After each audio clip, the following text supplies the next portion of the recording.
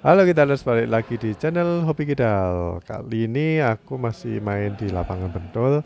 Kan aku pernah bilang kalau lapangan Bentul tuh ada dua lapangan. Yang satu ngadepnya timur barat, yang satu ngadepnya utara selatan. Jadi kayak huruf T gitu. Nah kalian bisa lihat sendiri ya. Jadi kondisi lapangannya itu untuk ngerekam atau untuk bikin konten tuh agak sulit untuk naruh kameranya ya. Jadi harus bawa tripod sih kalau menurutku. Kalau enggak ya ditaruh di kameranya itu ditaruh di bangku terus terhalang kayak tempatnya umpire terus ada papan besar. Nah, ini aku enggak sorot ke daerah pintu masuk ya soalnya nanti silau kameranya. Ini aja udah aku atur-atur sedemikian rupa ternyata setelah aku amati lagi kok videonya gelap jadi ini udah aku terangin. Oke, video kali ini aku nggak mau bahas lapangan lagi, tapi di video ini ada kejadian yang unik dan aku baru pertama kali nemuin hal seperti ini. Jadi waktu aku pindah dari lapangan yang ini, em, pindah lapangan, maksudnya tuker lapangan sama lawan. Aku megang tiangnya dari net kok melorot berarti ngebornya untuk bikin lubang di tempat besinya itu terlalu dalam kayaknya dan tiangnya itu dipasangnya kok lebih tinggi jadi bisa melorot. Nah ini kan kita nggak ngukur ya bener atau enggak, pokoknya kita main tuh biasanya ya kira-kiranya segitu ya udahlah. Nah, tapi kok waktu main kok melorot terus em, sama teman-teman juga dibantuin untuk memperbaiki. Ya gampang sih memperbaikinya, cuma diangkat lagi terus diputer biar ini ya saling tarik menarik. Jadi kena talinya net itu tiangnya saling tarik menarik. Jadi bisa nggak jatuh lagi. Cuman sayangnya kok tinggi, jadi tinggi sebelah gitu. Ya kayaknya yang bikin lapangan itu udah bener sih. Pipanya mungkin udah diukur dan kedalaman untuk lubang pipanya yang berada di lantai itu kayaknya udah diukur bener. Kalau dilihat dari ketinggian tiangnya bener, cuman sayangnya tiangnya itu nggak ada lubang kayak biasanya kan ada lubang kayak cincin gitu buat naruh tali tampar biasanya yang buat megangin net gitu. Nah itu eh, karena nggak ada jadi dililitnya itu di tiang. Menurutku itu bakal ini ya berubah-berubah soalnya nggak pasti. Kalau ada cincinnya kan ya mungkin cincin 1 inch gitu 2,5 senti diameternya, nggak terlalu beda ya jadi nggak terlalu ini akurat juga, cuman ya lumayan lah kalau ada cincinnya. Tapi kalau nggak ada cincinnya ya harusnya bisa dikasih tanda yang lebih akurat sesuai dengan aturannya net BWR. Ya aku nggak mau ambil pusing soalnya kita kan cuman main-main biasa aja. Jadi malah lebih seru sih waktu aku pindah gitu. Em, netnya tinggi si sebelah, jadi yang di bagian dekat jendela situ lebih tinggi, terus yang di bagian satunya leb- lebih atau normal lebih pendek gitu. Jadi waktu bolanya ditempatin ke situ kalau kita nggak hati-hati malah nyangkut. Sebaliknya kalau ditempatin yang di dekatnya papan itu ya normal sih, jadi masih bisa masuk. Jadi kita harus pandai-pandai ngatur bola juga. Ya jadi lucu sih kalau kita mainnya itu ada sesuatu yang unik. Nah, setelah game kita berakhir itu aku lihat kok turun-turun sendiri. Jadi pipanya itu sebenarnya udah pas dia ngukurnya, cuman eh, karena bisa ditarik ke atas dikit terus disingseti atau di saling tarik menarik kan diputer gitu. Kayaknya jadi ngunci, makanya tadi kok bisa tinggi sebelah.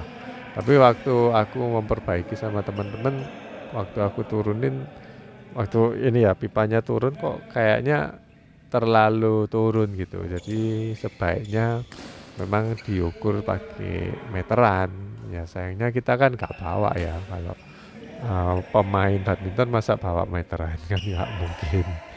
Makanya uh, kita ya ala kadarnya lah memperbaiki supaya ketinggiannya pas. Mungkin itu bisa jadi masukan ya buat pengelola atau mungkin ada orang yang kepingin bikin lapangan badminton baru, itu mau diperhatikan kalau net itu ya sangat penting sih, ketinggian net itu mohon dibuat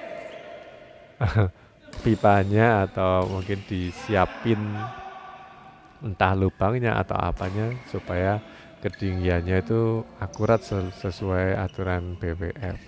Dan di BWF juga ngatur ketinggian net waktu diukur di tengah-tengah yang di garis T itu, ketinggiannya itu kan pasti turun. Soalnya kan kalau tali itu kan ini ya panjang, biasanya yang tengah itu pasti ngelendong atau melorot. Itu juga ada aturannya kalau di BWF. Jadi Google aja. Selama aku hidup, aku udah beberapa kali pindah-pindah tempat ya, termasuk waktu aku masih kelas 1 SD itu kayak di sanggar kesenian di dekatnya rumahku. Itu dulu lapangannya lebih gelap lagi dari ini. Terus ada 2 lapangan juga. Kondisinya kayak kalau zaman dulu ya memang kan lampu-lampu juga nggak seterang sekarang, pakai lampu neon yang kuno gitu, tapi ya lumayan lah. Waktu aku masih kecil masih kelihatan soalnya matanya masih terang. Tapi uh, ya lapangan yang lainnya juga kayaknya memang gelap-gelap sih zaman dulu, soalnya lampunya kan biasanya dijejer. Kalau nggak salah dulu lampu itu wattnya gede-gede, tapi nyalanya nggak terang. Makanya uh, yang bikin lapangan apa yang punya lapangan biasanya ngasih lampu cuma jejer-jejer 5 di kiri dan kanannya lapangan, karena kan nanti kalau lebih dari 5 mungkin listriknya bayarnya lebih mahal ya, jadi nggak mau mereka. Ya tapi aku nggak mau bandingin antara zaman dulu sama zaman sekarang. Kalau sama-sama zaman sekarang aja, kalau dibandingin di area yang terdekat di sini, termasuk yang ini ya, lapangannya bukan karpetan ya. Itu menurutku ini yang paling buruk untuk pengelolaannya. Selain ini lapangannya modelnya T, terus gelap, juga ada lubang di lantainya, dan lubangnya itu cukup besar. Menurutku cukup besar karena lantainya kan pakai yang ukuran 20 kali 20 dan itu udah pecah gitu. Harusnya bisa diperbaiki biar nggak terjadi cedera ya. Ada di lapangan lain yang dekatnya sini, mungkin belum, waktu aku main di sana dulu belum sempat konten jadi nggak ada videonya. Di situ juga ada lubangnya lapangannya di lantainya tapi kecil, nggak sebesar ini mah parah.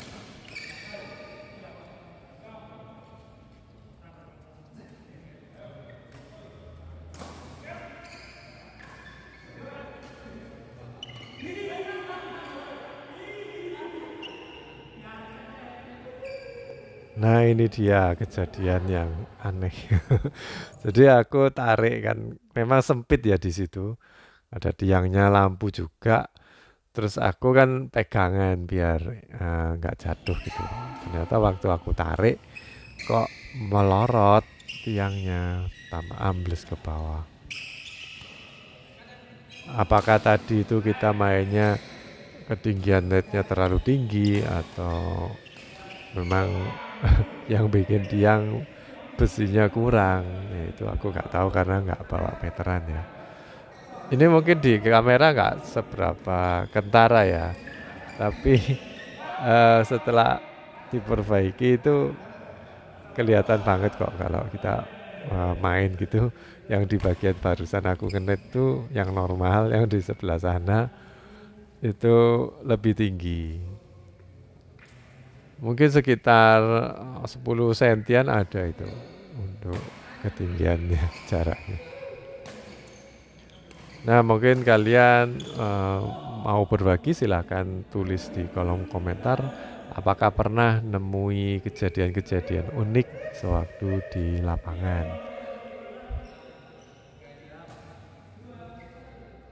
Oke guys, jadi gitu aja sih video kali ini. Kalian kalau mau belajar juga bisa lihat permainannya aku sama Mas Arya menghadapi Erik sama Dito.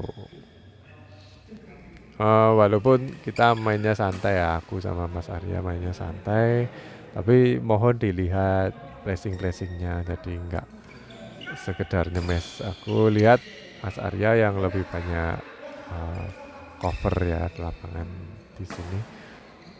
Jadi yang lebih rajin Mas Arya, terus pukulan-pukulannya juga silakan diamati. Cara setupnya. Nah aku sebenarnya sama Mas Arya cocok sih soalnya sama-sama kuno.